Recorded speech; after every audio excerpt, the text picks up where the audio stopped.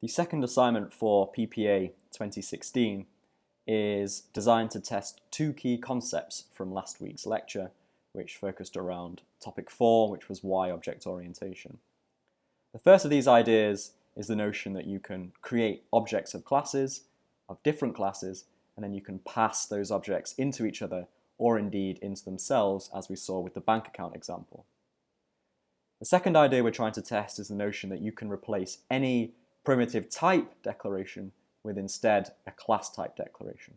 So we might see variables, we might see fields, we might see method parameters, we might see method return types, all of which so far before we saw topic 4 were of a primitive type, and we can actually replace any of these with a class type.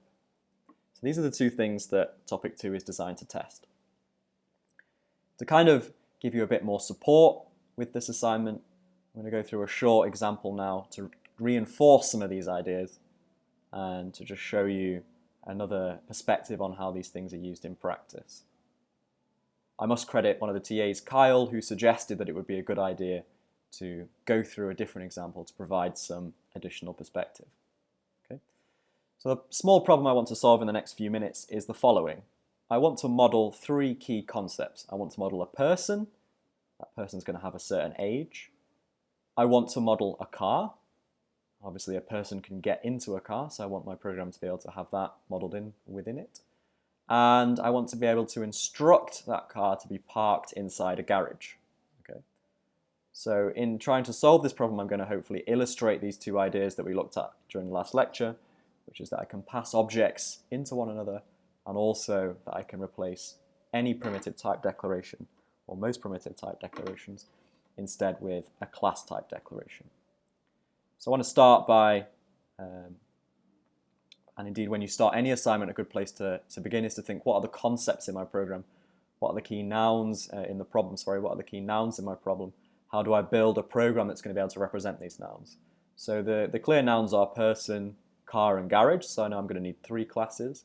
And typically within the assignment briefs that you're given, the assignment briefs that we see, the classes that we want, we indicate to you, we give you a little hint by changing the font. Okay, so if you see a word in a different font that has a capital letter, that's a hint to you that you're going to need to model these as classes.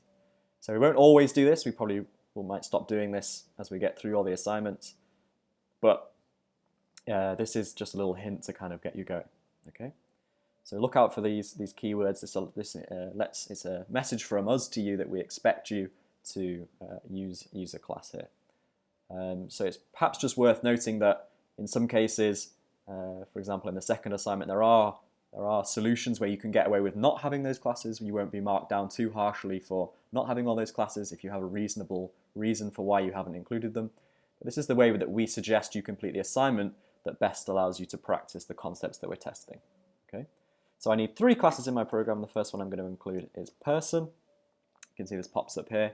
This is Eclipse. Remember, I'm allowed to use this because I started off in a text editor with a compiler. I've done my time, so I'm jumping over to Eclipse here. But we still recommend that you don't use Eclipse. So I've defined my person, defined my car. I'm going to delete this auto-generated code from here because that's just going to cause us confusion. So I just have this standard class declaration. Okay, what was my last one? It was garage.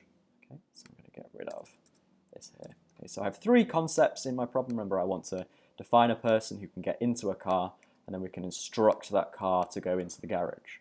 Okay, so three ideas here, three classes. And obviously, the final class I'm going to want is going to be a driver class. What this is going to do is it's going to kind of, perhaps this is a poor choice of a class name here, given that we're talking about cars. But hopefully you can understand, and I can put a little comment here just to say this class is going to drive our program.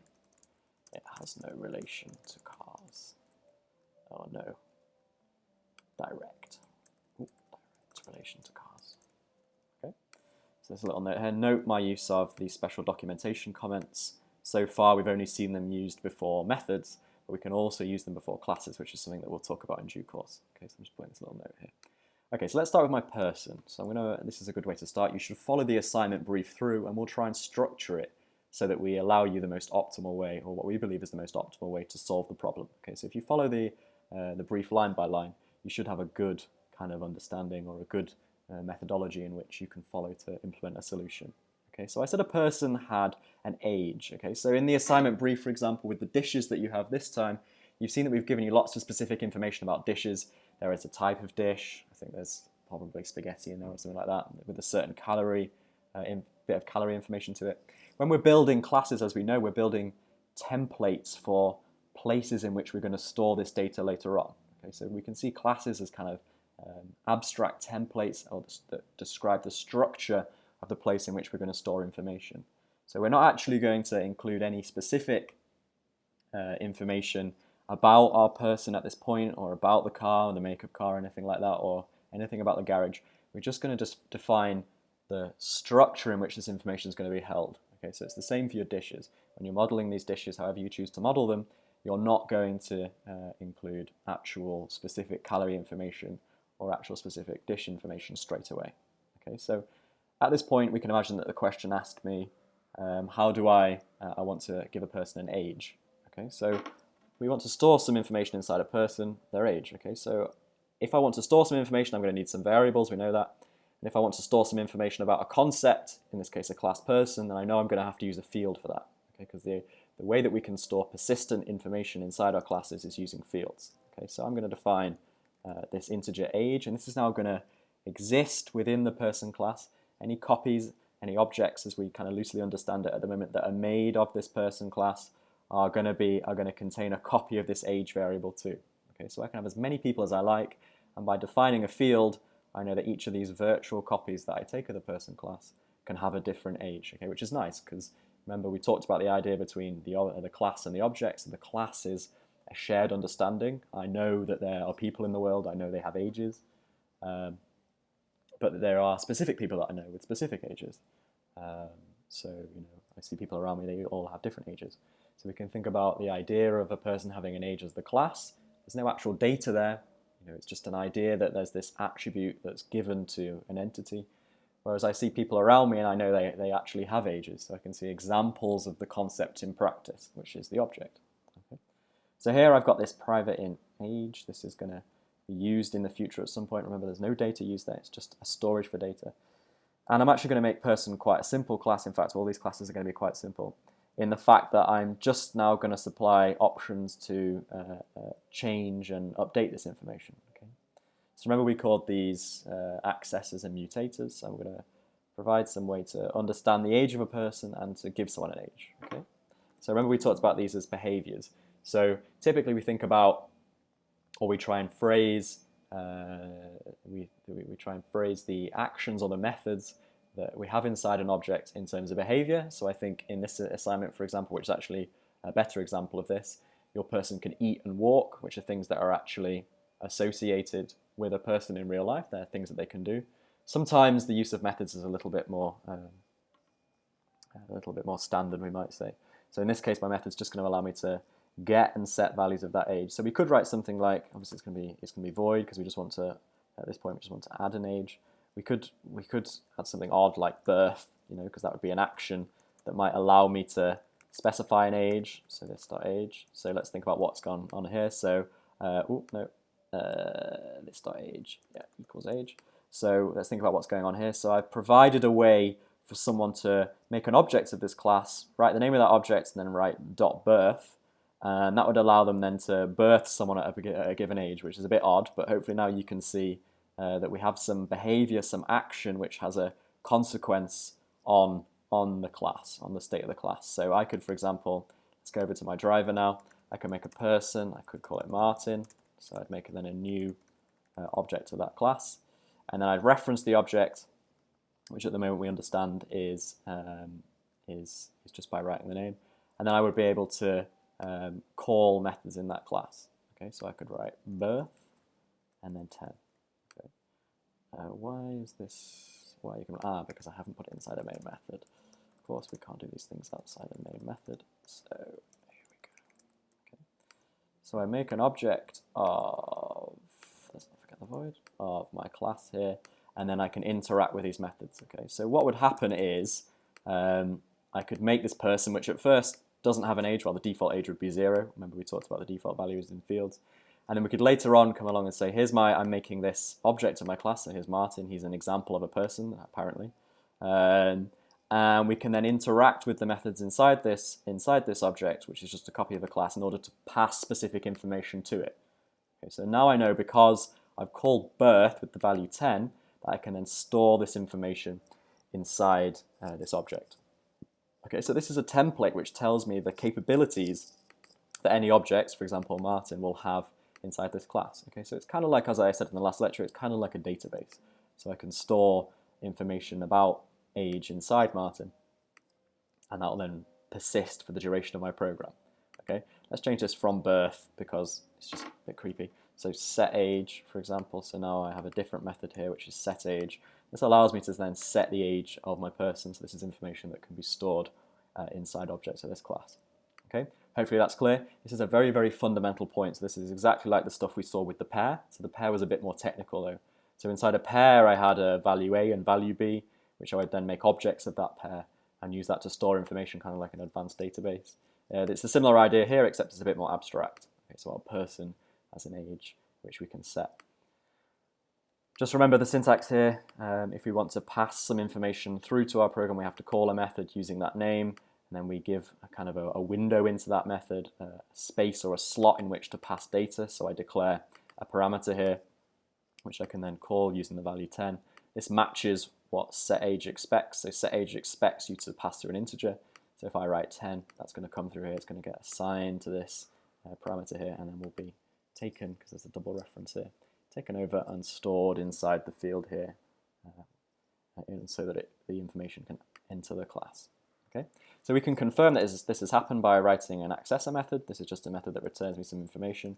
So I could write getAge like this, nothing to supply because we don't need to specify anything in order for this to work. But then I can write return age. This will allow me then to get back any information I previously stored in there. Okay, so if I go over to my driver, then I can write system.out.println Martin .getAge. Okay, so what this is going to do, if I could type, is it will then allow me to view the information that I put in there. So if I can get Eclipse to behave, and I should be able to write 10. Okay, so you see what we've done. So here, and we can put anything in the middle, so we could do a print line here saying la la la, and so here I would set the age 10, and then anything else can happen before I then go back to the object and say, well, what value do you have in your age field? And I can get it back. Okay, so I could run it like this, and it would say la la la, and it would print 10. Okay, so I can do as much as I want in the middle here. There's no reason for these statements to be back to back, and it will allow me to get that information back. Okay, so it's always going to say 10. Okay, so this is the simple process that we go through. Okay, so this is very much using, there's nothing particularly, we haven't really approached, well, I guess we've kind of approached the first thing that last lecture tried to show, which was the idea that we can build classes as effectively forms of special data types. A person here is now a type, or a complex type, because I've declared that it has this bit of information inside it, which is in and in. Okay, so some people could argue that because we're only storing one field in here, we don't really need this class. But again, it's a nice modeling exercise to be able to actually represent this data inside a class. Okay, car is going to be a bit more complicated, so I want car to behave in a similar way, except I want car to be able to keep a record of a person inside it. Okay, so if I want car to be able to keep a record of someone being within it, then again I need to go through a similar process. I need to store something. So I need to define a field which is going to hold this information. Except this time, rather than it being a field of a primitive type of something like an integer or a float or something like that, something that I'm familiar with, we're going to have a custom. We're going to use our custom data type, which is person, so that I can represent the fact that a person is stored or can sit or get inside a car. Okay, so the actual type of my field is going to be called person. I'm going to call the variable person in car. Okay, so what I've now effectively done is I've created a space in any objects that are made of the car class for me to add an existing objects of the type person into that car. Okay, so I'm associating these two objects together, which makes sense because there's a link between person and car, because people can get in cars. Okay, so I'm modeling the world via the relationship between these two types, via making a field which is of type person. Okay, so if I want to put my person in the car, then I'm going to need methods that will allow me to do this. Okay, so again, public Again, void, I don't really need to get anything back from this. I'm going to call this something like get in, because that's kind of an action that you can perform against a car. You can get in it, can't you? And who are the people involved? Well, I mean, that's kind of giving the answer there away. That what are the entities that are involved in this action? Who gets in a car? Well, unless you're carrying around a dog with you, or several chickens, or whatever you bring into your car, then it's going to be people, isn't it? So we're going to say who gets in a car? Well, it's a person. Call this person get. If I can spell person getting in. Okay. So what we can do here is we're saying any objects that are made of the car class have this slot, have this space inside them, they have this variable, this field, except rather than it being something like int, which is what we want, it's going to be of type person. Okay, so it expects to have objects stored inside it. So this is kind of what we saw with the bank account example. We saw the idea that we could pass objects of themselves into each other. So the implication there, what this course was trying to test, I mean, perhaps it was a bit of a jump forward, is that you can logically extend this notion to include the idea that you can pass classes of other types into objects. Okay, so here we have this method getIn, which allows me to pass at some point a person, and then they will be sat in that car. Okay, then we could say public void. Actually, we need to kind of get the person out of the car, so we could say public person get out. So then what this would do is it would return me a person. In fact, this implies, that would be person in car, sorry. This actually implies that we remove the person from the car. So let's call this something different, like who is in the car. Okay. So again, actually let me just finish this method first. So person in car equals person getting in, and I can actually drop for this syntax because there's no conflict. So here we have a way, they're just getters and setters again, except this time we're getting and setting not primitive types, not just simple integers, but we're getting and setting actual class types of object that we've made. Okay, so here we have this field, person in car, and this allows us, this is an advanced way of getting and setting information like this. Let me just talk about this. So again, I covered this in the lecture last week. So this allows us to refer to the object itself. So we're effectively instructing the JVM when it's executing our code, or perhaps it's more relevant to say at a compiler level, we're saying go to this object and look for the field called, or an area in which to store data, which is obviously a field, called age. Okay, so we're effectively differentiating between age in the parameter and age as a field. We could use a different name, so we could say input age, for example, and this would then allow us to remove this tag, so we could actually differentiate there between the different variables, and that would solve the problem. But of course, if we then didn't have this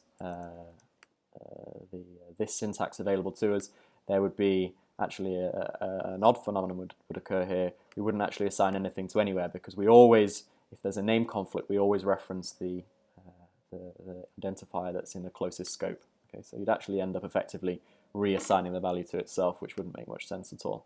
So we use this syntax to differentiate between the field and between the parameter. Okay, so there's no reason to do it here, because it makes sense to have a different named parameter here, because it allows us to express some more information in our program. But in some cases, it makes our program a little bit less readable if we have all these different variable names everywhere. So using the same variable name, especially if the values are going to be assigned to one another, as age is assigned to age here, it makes sense to keep them consistent. Okay, so of course, if we change this to person in car, then we'd have to go through the same process. We'd have to change this to person in car, and then use this identifier to differentiate between them. Okay, but I'm going to leave this as person getting in, so we can understand this idea. Okay. So now what I've done, again, there's no data here. I've not talked about which person is in the car. I'm just making a space for there to be a person in the car in the future. Okay. So what I can now do is, if I make a car, so I can say call it Aston Martin or something like that. Perhaps a little bit too aspirational. But now what I can do is, if I have two objects, is I can call the appropriate method of the car class, in this case, or within the Aston Martin object, in order to effectively model the idea that someone gets into that car. Okay, so what I'm going to want to do is I'm going to want to pass an object of the person class through to the car class, which I can do because there's a method in the car class which expects to receive an object of a person. Okay, this doesn't happen within the classes themselves. We use the driver to kind of mediate this interaction. We use the driver class to put the variables inside one another. This is exactly what we saw with the bank account example, except rather than being different types, they were of the same type. They were of type bank account. Okay. So now what I can do is I can say Aston Martin dot get in. So I know this is a method that exists, and the person getting in is obviously me because I'm getting into my shiny car. And there we go. So we've now effectively modeled the idea that there's this person, Martin, who's gotten into a car. Okay, and we can confirm this by doing asking the car who is inside. So I could do Aston Martin dot who is in the car. Yeah. So if I run this now, it should tell me that. Well, I'm going to need to say get age. So it's a little bit difficult here because we've not yet looked at strings. So we can't actually print any necessarily useful information about who is in the car. But just to confirm to you that there is this person object inside that car, we can say what's the age of the person in the car. Because I've set it to be equal to 10, then I can infer that the person in there is Martin. So let's change this to something like 29, and you know the age of the person in there is 29. Okay, so see what I'm doing here. So I've created my person. I first of all defined my person class. I didn't put any actual information in there. I created an actual person, so an object of that class. I set that person's age to be 29. That was a certain age. I then took that person, I effectively stored them inside another object, so that the Martin object is now stored inside the Aston Martin object, and I can prove that by asking the Aston Martin who is in this car, and it's going to return whatever's in the person in car field, which in this case is a person object, which is Martin. So I'm going to return that back, and then I can access it and kind of prove to myself that it's in there, that it's stored by getting the age of the person, which I previously set to be 29. Okay, so just to prove to you again that there's nothing going on, so I could do Bob equals new person. I can make Bob's age 200, and this is fine. So now I have two objects of the person class. So the person class remains unaffected. But remember, when we make an object of a class, we effectively make a separate copy, and we can interact with those separate copies without influencing them individually, or there's no collective consequence of changing the values in one set of fields, one set of virtual fields, and not the others. So I can show this, and the answer is still the same. Okay, so I know that I've put this specific object inside this specific object, such that when I talk to that object, in this case Aston Martin, and ask about who's in the car, it tells me, it gives me that object back. Okay, and of course we can do this to an arbitrary level of nesting. Okay, so I can say, well, here's my garage. A garage, if it's a small garage at least, will store a car. So I can say private car, car in garage, and the process is the same. Okay, so I can say public void park car in garage. This is expecting to have a car parked in there, so I say car this dot, oh, I don't need this because there's a difference in the variable names, equals car. This will allow me to store a car in that garage, and I could say something like void what is in the garage, and I could then return that car. I could actually add some more information to, it's obviously not void because it returns something. I could actually add some more information to my car class to make this even clearer. So I could say in license plate, oh no, not in America, number plate. And then what I could actually do is I could add two more methods. So I could say public void set number plate. I could add this integer parameter here, number plate. I could then say this dot number plate equals number plate. Yes, this will then allow me a second place. So you see car is now getting a bit more complex because we have these two associated values together. I could say public int read number plate, which would then return the number plate back to me. Okay. So now again, so this is the idea. This is why we say classes are effectively complex types, because maybe with person and well, maybe not garage because that's based on another class, but definitely with person, it's quite trivial. It's just storing one bit of information. But here again, we're using the car class to store multiple bits of information, which is a person and an integer which describes that car. Okay, so we can see how fields describe features of the class. So cars contain people, cars have a certain number plate, so we're able to capture all of this in our program. Then we can add and remove or interrogate the values in those fields, as we wish using these methods. Okay, so I can go back to my driver and I can say something like, let's go back to my Aston Martin and set the number plate to be 1234, rubbish number plate. And then what I can do is I can say system.out.println. First of all, I'm actually going to need to make a garage, aren't I? So let me make a garage. So garage, my shiny garage equals new garage or garage for the American. My shiny garage. What was the method that I did? So park car in garage. So park car in garage. And the car I want to put in is Aston Martin. Okay, so that's fine. So now what I've done is I've got some nesting going on here. Okay, so I've made my person. I've got this other person, Bob, who's actually uninvolved. Maybe he's just stood outside.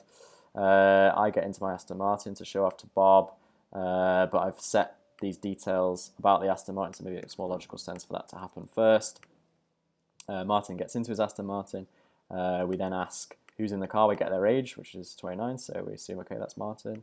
I then create my garage, and what I'm going to do is I'm now going to drive the Aston Martin into the garage, which will contain Martin inside that. Okay, so I can say something like my shiny garage dot, again, forgot my method, so what is in the garage, so what is in the garage, and we know that that method returns me a car, so I know that inside car I have the option to read number plate, so I can then nest these method calls effectively to say read number plate. Okay, and if I had spelt garage right, everything would be fine. Okay, so what I'm effectively doing here, and this is another idea that's kind of built on the principles that we discussed last time, is I'm going to look at kind of getting objects back from methods and then doing something more with them. Okay, so I'm printing out Aston Martin dot who is in the car dot get age. So who is in the car returns. I know that returns me a person. So in turn, I know that the result of this call is a person object, and I know that the person object offers me the ability to call get age. So I know I can kind of nest these method calls, which is quite useful, which is quite neat. Okay. Same is true of garage, so I can say my shiny garage dot what is in the garage, and that will return back to me a car. And I know I have the ability for a car to read the number plate, so I can then read the number plate, and away we go. Okay. So now I should be able to run this, and I get the age of the person who's in the car, which is 29, and then I have the number plate of the car that's currently in the garage. Given that the number plate of the Aston Martin is 1234, I park the Aston Martin in the garage. It makes sense that I can then interrogate that and find out what's going on. Okay, so I should then be able to say my shiny garage. Again, call spell, but what is in the garage? And I should be able to say, so that's a car, so I can say who is in the car. And then I can say get age. Okay, so I can nest it almost as much as I want depending on what's returned. Okay, so we know that what's in the garage returns a car, so that this kind of evaluates to being a car. I know who is in the car then is a method that I can call on a car, and I know that returns me a person, so then I know I can call get age. Okay, so if I run that again, and I get 29 out again. Okay, so this is just a little kind of supplementary guide to kind of help you build on the stuff that we saw last lecture. So it's not the case that we're always going to show you every single little bit of logic or syntax that you're going to need. Probably syntax, a little less the logic. So the idea is that we kind of build and test on these ideas that you saw in the lecture during the coursework. Okay, so one of these ideas, as I've said, is the idea that we can split our problem or the thing that we're modeling into separate classes, and those classes can then be passed into one another. We can store them inside each other like this. And then the second idea is that we can replace standard primitive fields, the types of primitive fields, with our own custom classes. Okay, so this is nothing new. This is not something that there's no kind of syntax here that we haven't discussed already. There's no ideas that we haven't discussed here already. It's just building on that logic, kind of making this step. Okay, so this is a supplementary sort of little video to help you in that direction. Okay, good. Any questions at all? Keats forum, email, it's all available for you. Thanks.